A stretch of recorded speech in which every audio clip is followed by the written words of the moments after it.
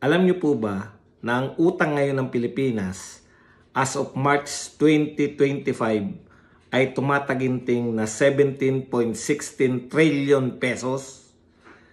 Para magka-ideya po tayo, marami po nagsasabi na BBM supporters na kaya naman may malaking utang ang Pilipinas dahil yan po ay inutang pa ni Pangulong Duterte at minana lamang ni Pangulong Marcos.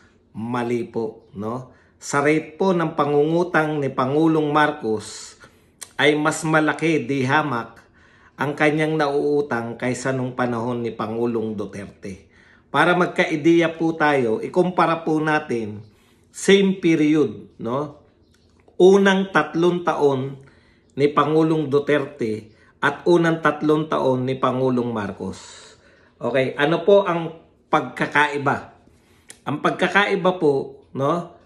Marami pa pong naibentang mga ari-arian si Pangulong Marcos, ari-arian ng Pilipinas. Halimbawa, nakapagbenta tayo ng record-breaking na mga ginto.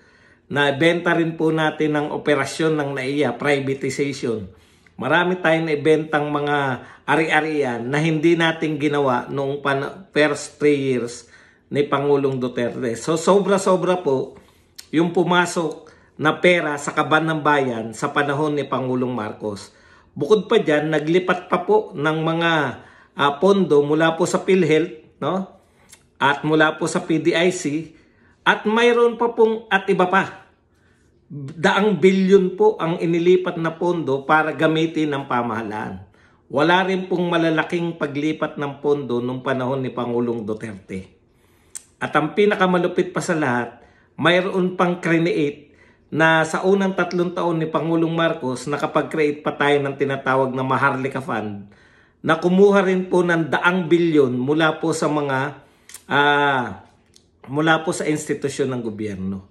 Pero kung ikukumpara po natin, nagkautang na po o nadagdagan na po ang utang natin mula nung yung unang 3 taon po ni Pangulong Marcos, nadagdagan na ang utang natin ng 4.2 trillion. 4.2 trillion na po.